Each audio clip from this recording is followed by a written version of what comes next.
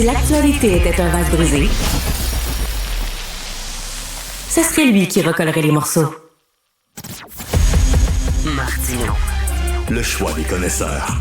As-tu vu ça, Stéphanie, près de New York, les drones? Ouais, j'ai vu ça passer dans les nouvelles. Écoute, là, les habitants capotent, ça fait des semaines que ça dure. Là. Il y a des On sait pas drones c'est qui quoi, se promènent ouais. dans le ciel. À un moment donné, ils pensaient que c'était des ovnis. Ben, toutes sortes de théories, là. Ben, c'est ça. Ouais. Puis là, il y a des drones. Il y a même un congressman républicain qui dit que c'est l'Iran qui envoie ça. L'Iran, là, ils ont comme un... Espionner. Ouais, il espionne, etc. Ou alors, il y a des gens qui disent que c'est peut-être l'armée américaine qui sont en train de tester des nouvelles armes. Mais c'est vrai que c'est gros comme un Jeep. Il se promène assez bas, là, juste un petit peu au-dessus des arbres. Le son, ça doit faire un son? Oui, puis là, même, c'est vrai que même l'administration Biden est là-dessus. Là, et il y a des vidéos, là, puis c'est vraiment très impressionnant. Oui. C'est quoi ces petits drones-là? On va en parler avec Maxime Fizet. Il est responsable du point de service chez Drone Expert. Bonjour, Maxime. Bonjour, M. Martineau. Vous avez vu ces vidéos-là. C'est quel genre de drone, ça? C'est impossible de les identifier avec certitude. Par contre, ce que je peux dire après avoir regardé plusieurs des vidéos, c'est que dans certaines vidéos, il s'agit clairement d'un avion. Par contre, dans les vidéos où est-ce qu'on voit un drone, c'est définitivement un drone civil. Pourquoi je dis ça? Parce que c'est la FAA, l'organisme là, qui est responsable de la réglementation avionique et aéronautique aux États-Unis, qui détermine les règles, par exemple, au niveau de l'éclairage des drones. Ils ont des lumières qui clignotent. Et ce sont des drones civils qui ont ça. Un drone militaire, ça se voit pas la nuit, sinon ça serait bien trop facile à abattre. Clairement, on a affaire à des drones civils. Ben c'est ça. D'ailleurs, c'est au-dessus du New Jersey. Et là, il y a des gens qui disent, ben moi, je vais sortir ma carabine puis je vais en abattre un maudit drone, là, parce que c'est vraiment... Vous dites non, quoi? C'est un crime fédéral d'abattre un aéronef qui ait des gens à bord ou non. C'est passible de peine de prison. Et au Canada aussi, soit dit en passant, si une personne, que ce soit au Canada ou aux États-Unis, a un problème, si elle pense qu'il y a un crime qui est posé avec un drone, elle doit absolument s'adresser aux autorités, que ce soit les autorités fédérales, que ce soit la police, peu importe, selon le type de crime, elle ne doit absolument pas abattre un aéronef, sauf si, par exemple, une vie est en danger immédiate puis qu'on sait que c'est un drone. Vaut mieux scraper une machine à 2 à 20 000 $ plutôt qu'une vie, on s'entend, là. Mais c'est que ça demeure un crime.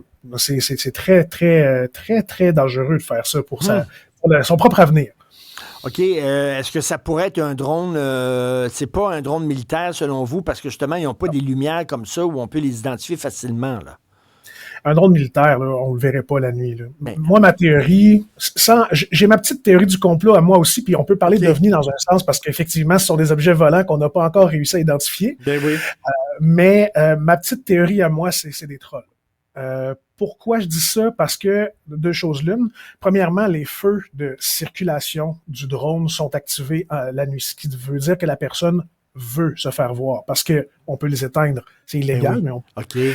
Deuxièmement, si les autorités n'ont pas encore identifié c'est qui le drone, c'est parce que le RID, le Remote ID, le genre de transpondeur du drone, aurait été désactivé ou n'en serait pas équipé, ce qui est illégal, soit dit en passant. Et donc, à mon avis, on a affaire soit à un drone qui a été modifié de manière à être indétectable, ce qui est possible là, si on pirate un peu là, le software qu'il y a là-dedans. Là. Je veux dire, je saurais pas comment faire personnellement, mais je vois pas pourquoi ça serait impossible. Ou un drone qui aurait été construit sur mesure. Ça pourrait être ça aussi. Ça pourrait également être une organisation privée ou publique ou même militaire qui fait des tests. Mais là, on le saurait parce que ce genre d'organisation-là n'ont pas intérêt à faire traîner un dossier qui est aussi anxiogène. Les drones, ça marque beaucoup l'imaginaire. Fait qu'on faut pas faire peur au monde avec ça. Là. Ça aide pas personne. Alors, le membre du Congrès qui dit, d'après moi, c'est l'Iran qui envoie ça, veut dire, si l'Iran envoie des drones au-dessus du territoire américain, ils mettront pas des grosses lumières pour qu'on puisse les identifier, là, vraiment. C'est crackpot bien raide, là, cette théorie-là. Oui. Déjà, le gouvernement américain, il a la force militaire la plus puissante au monde et de beaucoup, si l'Iran avait effectivement un mothership sur la côte est américaine, il le saurait, puis ça ferait longtemps qu'il serait plus là, le mothership. Puis un drone militaire, comme mettons les drones Shahid que l'Iran produit puis fournit à la Russie, c'est pas des drones qu'on peut remettre. Si n'importe quel soldat ukrainien avec un shotgun pouvait l'abattre, ben, ça serait pas un drone militaire très efficace. Les drones, il y a quelques années de ça fait pas très longtemps, là, il y a très peu de gens qui avaient des drones. Maintenant, ça coûte pas très cher, il y en a plein. Plus capable de voir un maudit film sans qu'il y ait le fameux plan au-dessus de la ville qui est fait par un drone. Ça devient même un peu comme une béquille cinématographique, là. Quand un cinéaste est un peu paresseux, tiens, je vais faire une shot de drone, ça va être beau, ça va être spectaculaire. On est rendu où avec les drones, là, exactement? Est-ce qu'on va avoir bientôt des autos équipées de drones qui vont nous permettre de voler au-dessus du trafic ou quoi? C'est quoi l'avenir des drones? Bon, si on parle d'un véhicule habité, que ce soit par un humain ou par une poule, si un être vivant, c'est pas un drone. C'est un aéronef, c'est un avion, un type d'avion, on va appeler ça de même, un hélicoptère. Donc, dès le moment où il y a une personne à bord, c'est pas un drone. Un drone, c'est toujours piloté à distance. Mais oui, on va peut-être voir un jour des appareils volants qui sont opérés par intelligence artificielle, mais ils vont être sujets à d'autres normes que les appareils pilotés à distance. Ça va être très différent. Aujourd'hui, les drones, à part les drones de loisirs que beaucoup de personnes achètent, comme en ce moment, c'est la période des fêtes, je vous cacherai pas qu'on en vend beaucoup, c'est un super beau cadeau, dispendieux, mais un super beau cadeau pareil. À part pour les loisirs comme le plein air, les voyages, la chasse, ces choses-là, puis pas pour le repérage, vraiment juste pour pouvoir voir le territoire avant la saison de chasse.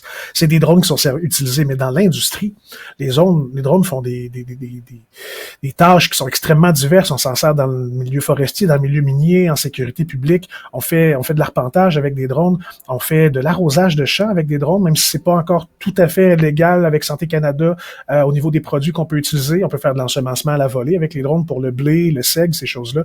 C'est extrêmement puissant. On fait des cartes multispectrales de végétation avec un drone qui peuvent nous permettre d'augmenter les rendements agricoles en diminuant la quantité de pesticides qu'on utilise. C'est une nouvelle révolution verte, une nouvelle révolution technologique. Les drones sont à l'avant-garde de ça.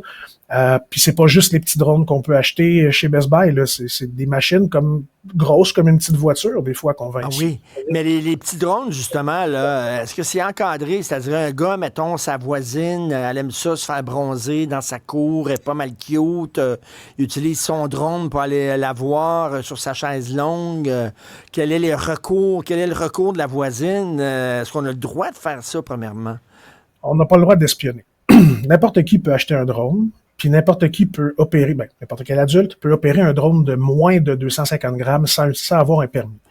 Un drone de 250 grammes et plus, ça requiert un permis de Transport Canada qui n'est pas extrêmement difficile à obtenir, mais qui doit quand même être fait, et un enregistrement, une immatriculation. Ça, c'est important. Le fameux cliché de regarder la voisine, on peut le faire avec un drone, on peut le faire avec un selfie stick, puis on peut même le faire avec son bras levé dans les airs avec son téléphone. Il y a toujours eu moyen d'écornifler son voisin, puis les préoccupations de la vie privée, c'est pas nouveau. Ça a toujours existé, puis effectivement, les drones rendent ça plus facile, mais ça rend ça aussi beaucoup plus facile à voir. Pour le fun, dans les derniers mois, j'ai fait un inventaire de la jurisprudence sur la SOQIJ puis sur CanLII, sur les cas qui avaient le mot drone comme mot-clé. À part des dizaines de dossiers de passage de drogue en prison, j'ai trouvé un cas d'atteinte à la vie privée qui avait été documenté dans la jurisprudence et s'est avéré que c'était une fausse accusation qu'un propriétaire utilisait contre son locataire. Donc, on en fait une grosse histoire, avec raison, parce qu'on voudrait pas que ça devienne un problème, mais c'est vraiment pas encore un problème.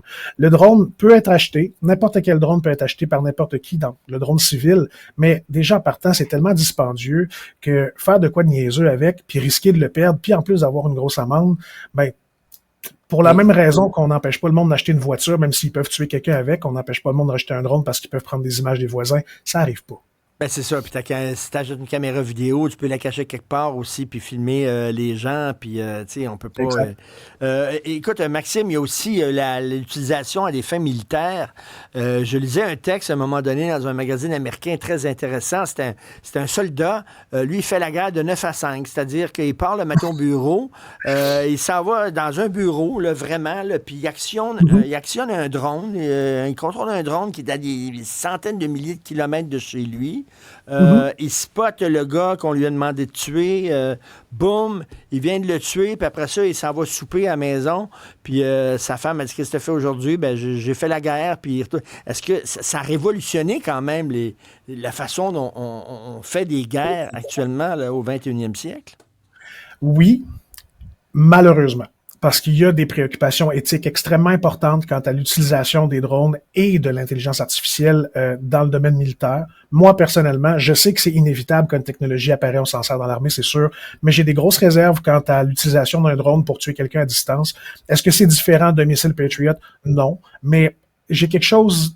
Ça m'énerve, le gars qui fait ça de 9 à 5, qui tue quelqu'un puis qui va souper comme si de rien n'était. J'ai l'impression que ça déshumanise un peu la gravité du conflit. C'est comme un jeu vidéo. Éthiquement parlant, ça m'énerve un peu. Mais faut pas vivre avec la tête dans le sable. Ça existe. Les Israéliens ont démontré à quel point c'est une technique efficace pour éliminer des cibles. Malheureusement, c'est là pour rester. Puis si c'est là pour rester, ben vaut mieux bien le faire puis bien l'encadrer, comme on le voit en Ukraine, où est-ce que c'est de plus en plus utilisé.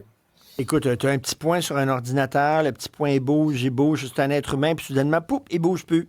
Il vient de finir. C'est rien qu'un point sur un ordinateur. Là. C'est pas quelqu'un que tu vois puis que tu peux viser. C'est vrai que c'est assez étrange la façon dont on fait des guerres maintenant. Et écoute, j'ai acheté un petit drone à un moment donné, moi. C'est difficile à contrôler. J'aurais dû prendre un cours. Là. Ça a l'air facile, là. Mais moi, je rentrais dans les murs partout. Là. C'est pas facile. Il vous a coûté en bas de 200$ votre drone, hein? Oui, il était pas cher. C'est des drones jouets, c'est des drones jetables. N'importe qui rentrerait ici, moi je suis responsable du point de service, ma job c'est d'accueillir les gens en plus de faire plein d'autres affaires, notamment de la représentation. Puis la question qu'on me pose le plus souvent, c'est-tu facile à piloter un drone? Ben, ça dépend. Si on achète un drone cheap, ben, il n'a pas été programmé à l'épreuve des idiots, fait que ça prend effectivement beaucoup d'expérience. Mais un drone qu'on achète, mettons, là, dans le 500 à 2000$ aujourd'hui, c'est quand même assez dispendieux. Ça se pilote tout seul. On lâche les contrôles, le drone, il bouge plus. On lui dit, reviens à la maison, il revient à la maison. C'est débile à quel point c'est facile. OK, il y a des commandes vocales. Mais il y en a à cette heure qui ont ça. Moi, personnellement, c'est pas ce que je préfère parce que avec un environnement bruyant, ça limite beaucoup la portée d'utilisation. Mais mettons un drone avec une manette qui a un écran intégré d'ailleurs. On lâche les contrôles, là, puis le drone, il bouge plus. On pèse sur le piton H pendant 3 secondes. Le drone, il revient, il atterrit à 50 cm de rayon de l'endroit où il est décollé. C'est extrêmement facile. Il y en a capteurs d'obstacles aujourd'hui. Ils sont stabilisés contre le vent. Ils pognent le GPS. Fait qu'ils sont toujours en même position. Imagine, Stéphanie, des commandes vocales. Tu es une entraîneuse, mettons, d'une équipe là, olympique. Là, tu peux dire, là, va espionner l'équipe d'un côté. Mais en tout cas, là, ils vont le faire. Comme Maxime dit, il faut que ce soit efficace. Parce que moi, en tout cas, quand je fais des commandes vocales avec Siri, ça fonctionne jamais bien. Ouais, ben disons que les petits drones avec commande vocale sont pas très élaborés encore. On en est encore aux manettes puis aux bons vieux joysticks. Ça ressemble un peu des fois à des manettes de PlayStation, mais n'en demeure pas que n'importe qui peut acheter un drone puis s'en servir aujourd'hui. C'est quand même le fun. Moi, je veux dire, je les paye pas, je travaille dedans, je pars avec la fin de semaine. Je fais des super belles photos où je suis allé de ma famille. C'est tellement trippant, mais c'est un peu plus cher que dans le temps, mais... C'est mieux que les diapositives des années 70. Merci, Maxime. Maxime Fizet, responsable du point de service chez Drone Expert. Merci, bonne journée, Maxime. Ça me fait plaisir. Salut.